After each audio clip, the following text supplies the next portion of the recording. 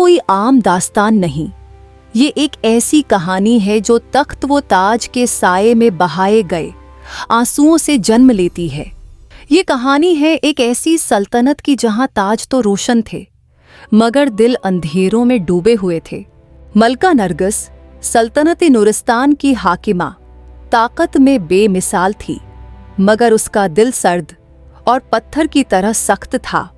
جب ملکہ نرگس کے اکلوتے شہزادے شاہ ویر نے ملکہ کی مرضی کے خلاف جا کر اس غریب لڑکی سے شادی کی جس سے وہ محبت کرتا تھا، تو اس ایک فیصلے نے ملکہ کے دل میں زہر بھر دیا اور انتقام کی آگ اس کے وجود میں ہمیشہ کے لیے بھڑک اٹھی۔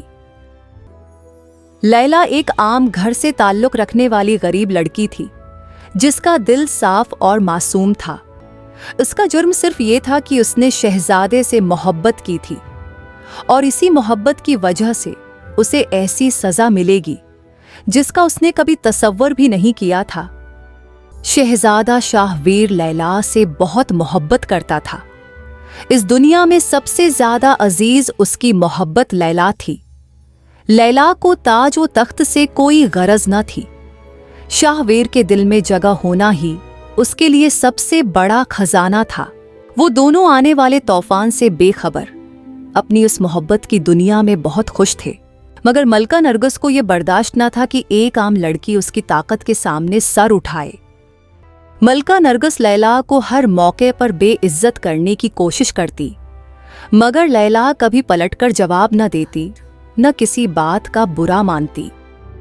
پورا محل ملکہ نرگس کے حکم کے سائے میں سانس لیتا تھا۔ وقت گزرتا گیا اور لیلا اور شاہ ویر کی محبت اور بھی گہری ہوتی گئی، اور پھر خدا نے انہیں اولاد کی خوشخبری سے نوازا۔ ملکہ نرگس کو یہ گوارا نہ تھا کہ اس کی بیٹی کی نسل ایک عام لڑکی سے چلے جسے وہ بہت حقیر سمجھتی تھی، اور اسی لیے اس نے ایک منصوبہ بنایا۔ میری جان، مجھے کچھ دن کے لیے سلطنت کے کام سے باہر جانا ہے۔ تم اپنا اور ہمارے بچے کا خیال رکھنا۔ شاہ ویر، مجھے ڈر لگ رہا ہے۔ میں تمہارے بغیر اکیلی کیسے رہوں گی؟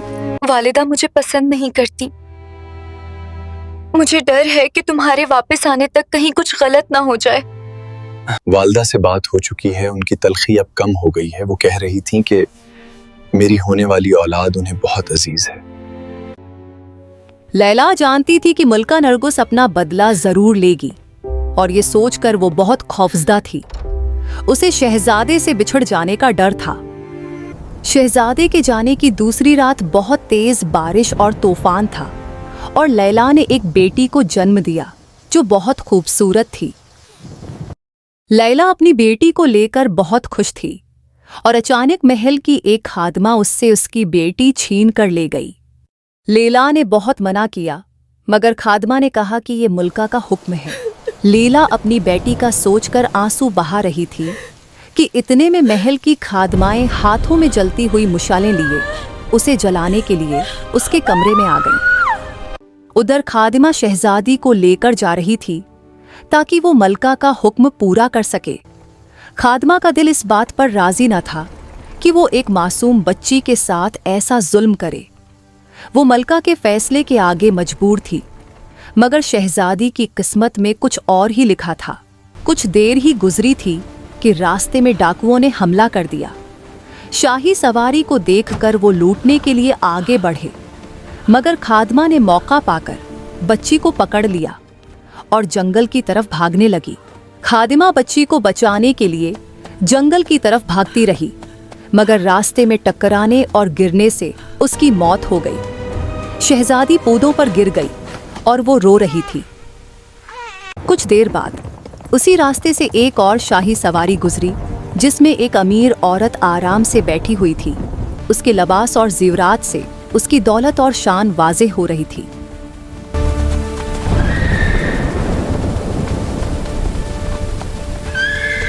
وہ عورت سواری سے اتر کر آگے بڑھی تاکہ دیکھ سکے کہ بچے کی آواز کہاں سے آ رہی ہے۔ اس کی نظریں مری ہوئی خادمہ اور روتی ہوئی بچی پر پڑی۔ اس عورت نے بچی کو اٹھا لیا۔ حیرت کے ساتھ ساتھ اس کے دل میں خوشی تھی، جیسے کوئی لالچ اسے لبھا رہا ہو۔ یہ ہے بیگم جان، कमरपुर की सल्तनत में एक रक्स खाना चलाने वाली खातून, जिसकी सारी जिंदगी मासूम बच्चियों की सौदेबाजी में गुजरी, जो लोगों की मजबूरियों का फायदा उठाकर पहले उन्हें कर्ज देती और फिर वापसी न होने पर उनकी बच्चियों को रक्स के काम पर लगा देती। बेगम जान का रक्स खाना नहायत आलीशान और मुनफरिद अंदाज का बना हुआ था, जहां खूबसूरत लड़कियां रहती थीं और दूर दूर से अमीर रईस लोग उनका रक्स देखने आते थे। बेगम जान ने अपनी पूरी जिंदगी उसी रक्स खाने को चलाने में गुजार दी थी। वक्त गुजरता गया और शहजादी उसी रक्स खाने के रक्स के शोर और मौसीकी की आवाज़ों में बड़ी होने लगी। वक्त का पहिया चलता रहा और देखते ही देखते शहजादी 16 साल की हो गई और वो हुस्न में अपनी मिसाल आप थी। शहजादी इस कदर हुस्न व खूबसूरती की मालिक थी कि बेगम जान ने उसे हूर बानो का नाम दे दिया। उसके हुस्न में ऐसी तासीर थी कि कोई ज्यादा देर उसे देख न पाता, देखने वाले की आंखें खुद ब खुद नम हो जाते। बेगम जान अब हूर बानो से रक्स करवाना चाहती थी। वो जानती थी कि उसका हुस्न बेपनाह दौलत लाने वाला है। हूर बानो, तुम अब 16 साल की हो चुकी हो और तुम जानती हो अब बाकी लड़कियों की तरह तुम्हें भी रक्स करना होगा। शहजादी ऐसी जिंदगी नहीं चाहती थी। वो अक्सर तन्हाई में बैठकर रोती थी और सोचती थी कि उसके माँ बाप ने उसे लावारिस क्यों छोड़ दिया।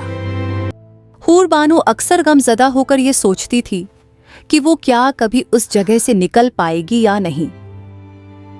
कमरपुर की सल्तनत के बादशाह का इकलौता बेटा ज़ारून था, जो दुनियावी ऐशो इशरत में डूबा रहता था। शहजादे ज़ारून को औरतों में बेहद दिलचस्पी थी और वो औरतों के रक्स को देखना बहुत पसंद करता था। दुनिया भर से वो मशहूर रकासाओं को रक्स करने के लिए बुलाता था, मगर अब उसे वो रक्स खुशी या तस्कीन नहीं देता था। अब उसकी ख्वाहिश थी किसी ऐसी लड़की के रक्स की जो उसके दिल व दिमाग को छू जाए और उसे हकीकी खुशी और सुकून बख्शे। शहजादे ज़ारून ने पूरी सल्तनत में ऐलान करवा दिया कि जिस जिस लड़की को अच्छा रक्स आता है वो उसके महल में आए। अगर उसका रक्स शहजादे को पसंद आया तो उसे बेहद दौलत दी जाएगी। बादशाह आलमगीर अपने बेटे की इस ऐशो इशरत से बहुत तंग था, मगर अपने इकलौते बेटे के सामने वो बेबस था।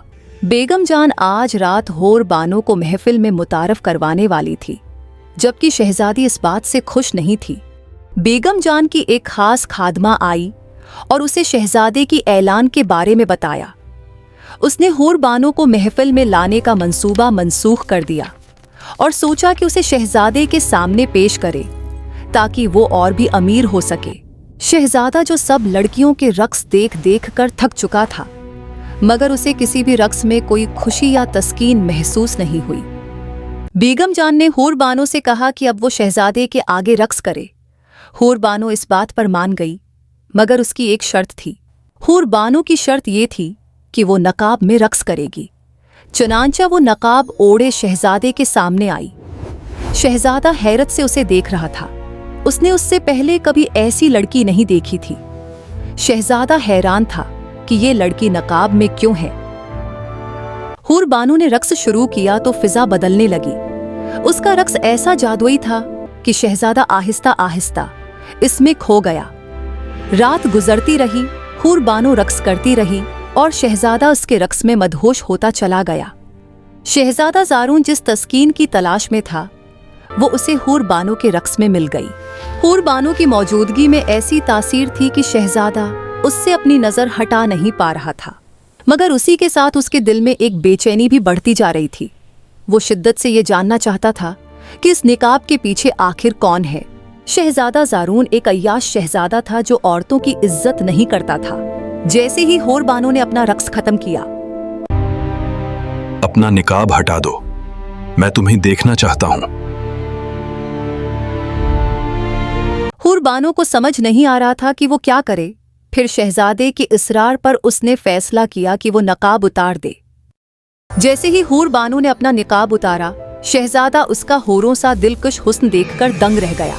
शहजादे को अपनी आंखों पर यकीन नहीं आ रहा था, जैसे कोई हूर आसमान से उतरी और जमीन पर खड़ी हो गई हो।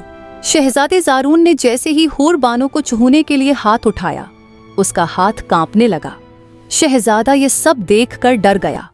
उसकी आंखों से आंसू निकल आए और वो खौफजदा होकर वहां से चला गया। हूर बानो वापस रक्स खाना आ गई और बैठकर अपनी किस्मत पर रोती रही। उसके नजदीक किसी के सामने रक्स करना उसकी जात की तौहीन थी। वो रोते हुए सोच रही थी कि क्या उसकी किस्मत में हमेशा यही सब लिखा है और क्या वो कभी अपनी आजादी और इज्जत पा सकेगी। इस वाकये के बाद शहजादे ज़ारून को तेज बुखार हो गया और तबीबों को समझ नहीं आ रही थी कि ये अचानक क्यों हुआ है। शहजादा कई दिन बीमार रहा। वो अपनी कैफियत को समझ नहीं पा रहा था कि दरअसल क्या महसूस कर रहा है। शहजादे ने शराब पीना छोड़ दिया और औरतों में उसकी दिलचस्पी खत्म हो गई। वो अकेला बैठा रहता, बस कुछ सोचता रहता। शहजादा ये बात समझ नहीं पा रहा था कि आखिर इस तब्दीली की वजह क्या है। मौसम बदल गया और सख्त सर्दी आ गई। एक दिन शहजादा बर्फबारी में बैठा रहा, मगर उसे सर्दी का कोई एहसास न हुआ। अपनी बेबसी में शहजादा ज़ारून रोने लगा, जैसे अंदर से नदामत उसे खा रही हो। तभी उसकी नज़र के सामने हूर बानो का अक्स नमूदार हुआ। फिर वो समझ गया कि उसे हूर बानो से मोहब्बत हो गई है। उसे बहुत शर्मिंदगी महसूस हुई कि वो क्या गुनाह करने जा रहा था और उसने फैसला किया कि वो हूर बानो से शादी करेगा। अगले दिन शहजादे ने एक खादिम के हाथ बहुत सारा सोना दिया और बेगम जान को पैगाम भेजा कि वो हूर बानो से मिलना चाहता है। शाम ढलते ही शहजादा ज़ारून बाग में हूर बानो के इंतजार में था। उसने उसे महल में बुलाना मुनासिब न समझा था।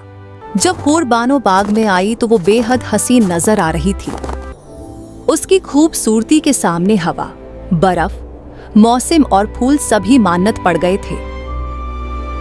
शहजादा ज़ारून उसे देखता रह गया और उसे समझ न आ सकी कि बात की इब्तिदा कहां से करे। मैं नहीं जानता तुम कौन हो, मगर जब से मैंने तुम्हें देखा है सब कुछ बदल गया है। मैं खुद को तुम्हारे बारे में सोचने से रोक नहीं पाता। मैं नहीं जानता तकदीर ने हमें क्यों मिलाया, मगर मैं जान गया हूं कि तुम्हारा साथ मुझे मुकम्मल कर सकता है। मेरे अंदर जो भी कमी है वो तुम्हारे साथ से खत्म हो जाएगी। हूर बानो, क्या तुम मेरी जिंदगी का हिस्सा बनोगी? क्या तुम मुझसे शादी करोगी? शहजादे, मुझे उम्मीद है कि यहाँ की जिंदगी मेरे गुजरे हुए कल से बेहतर होगी। मुझे आपका साथ मंजूर है। ये कहकर हूर बानो वहां से चली गई और शहजादे को यूं महसूस हुआ जैसे उसकी एक हाँ ने उसे पूरी दुनिया अता कर दी हो। जब शहजादे ने अपने वालिद बादशाह आलमगीर को बताया कि वो हूर बानो से शादी करना चाहता है तो बादशाह सख्त गुस्से में आ गया। उसका कहना था कि वो कभी रक्स खाने से आई हुई लड़की को अपनी बहू नहीं बनाएगा। मगर शहजादा ज़ारून अपनी बात पर कायम रहा। हूर बानो खुश रहने लगी थी।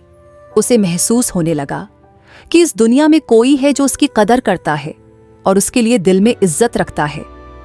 वो भी शहजादे ज़ारून के लिए दिल में जज्बात रखने लगी थी। हूर बानो भी शहजादे के साथ जिंदगी गुजारने के ख्वाब देखने लगी थी।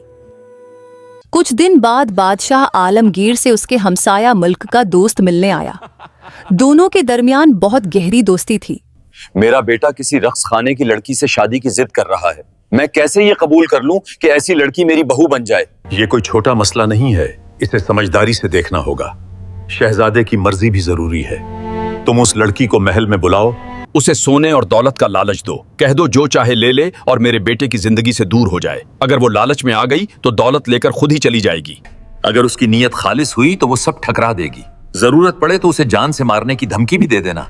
और अगर उसे मौत का भी कोई डर ना हो तो समझ लेना कि वो वाकई अपने दावे में सच्ची है। बादशाह आलमगीर ने यह तजवीज मान ली।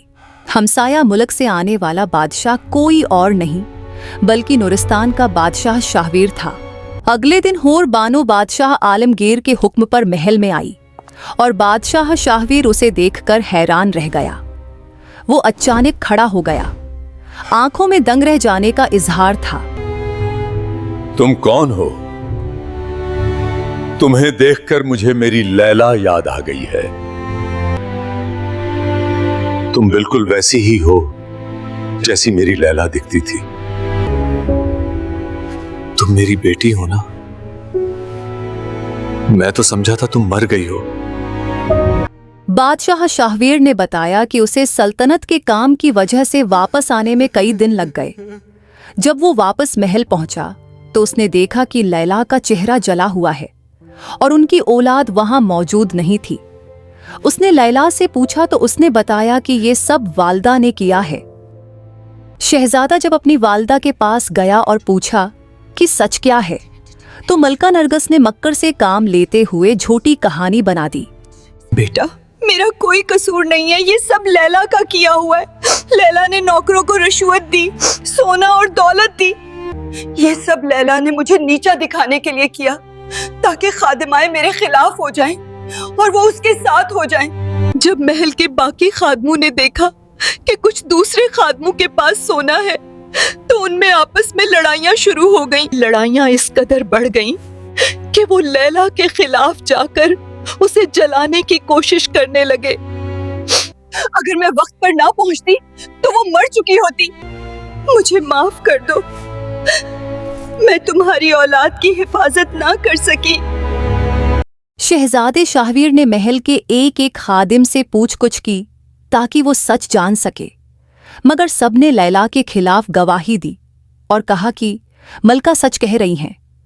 उनका कहना था कि ये सब लैला ने मलका से मुकाबला बाजी और उन्हें नीचा दिखाने के लिए किया था। शहजादे ने अपनी वालदा के झूठ पर यकीन कर लिया और तमाम वाक़ये का कसूरवार लैला ही को समझा। शहजादे का सलूक लैला के साथ बहुत बुरा हो गया। न वो उसके पास आना पसंद करता था और न ही उसकी किसी बात पर यकीन करता था। शाहवीर, मैंने कुछ नहीं किया, ये सब मलका ने किया है, मेरी कोई गलती नहीं है।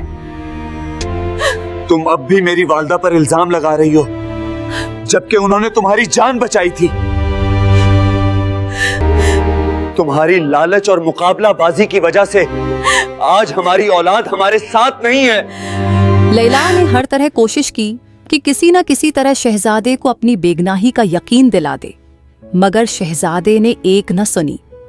और फिर एक दिन शहजादे की बेयकीनी और औलाद के बिछड़ जाने के गम में लैला ने जहर खाकर खुदकुशी कर ली। शहजादे के लिए यह सदमा बहुत बड़ा था, क्योंकि वो लैला से वक्ती नाराज था। उसकी मोहब्बत खत्म नहीं हुई थी, मगर वो ये नहीं जानता था कि लैला ऐसा कदम उठा लेगी। लैला के जाने के बाद शहजादे की दिलचस्पी सल्तनत से खत्म हो गई। उसे न तख्त से गरज रही, न दुनिया से कोई लगाव। उसकी दुनिया लैला के साथ ही दफन हो चुकी थी। कुछ अरसे बाद मलका नरगिस को एक मुहलिक और चुहूत की बीमारी लाहिक हो गई। बीमारी फैलने का खतरा था।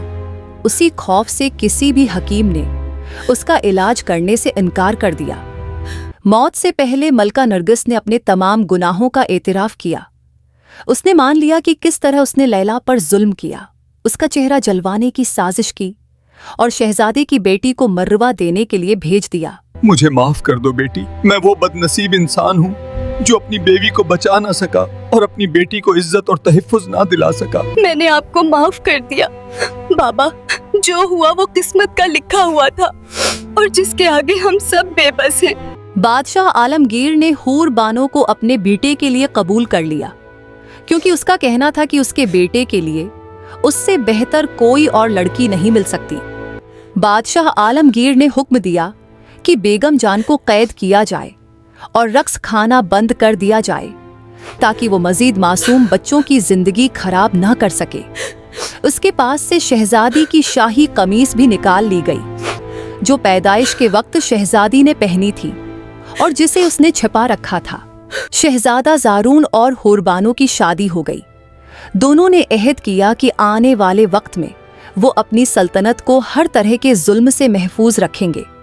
हुरबानो की ख्वाहिश पर रक्स खाने की लड़कियों के लिए एक उदारा कायम किया गया, जहां उन्हें तहफ़्फ़ुज़ और बाइज़्ज़त जिंदगी दी जा सके। शहजादी के इस कदम ने यह साबित कर दिया कि औरत की इज्जत हर हाल में लाजिम है, क्योंकि औरत माशरे के बहुत से जुल्म बर्दाश्त करती है। हुरबानो की कहानी कैसी लगी? कमेंट में जरूर बताएं। वीडियो को लाइक करें और चैनल को सब्सक्राइब करना ना भूलें।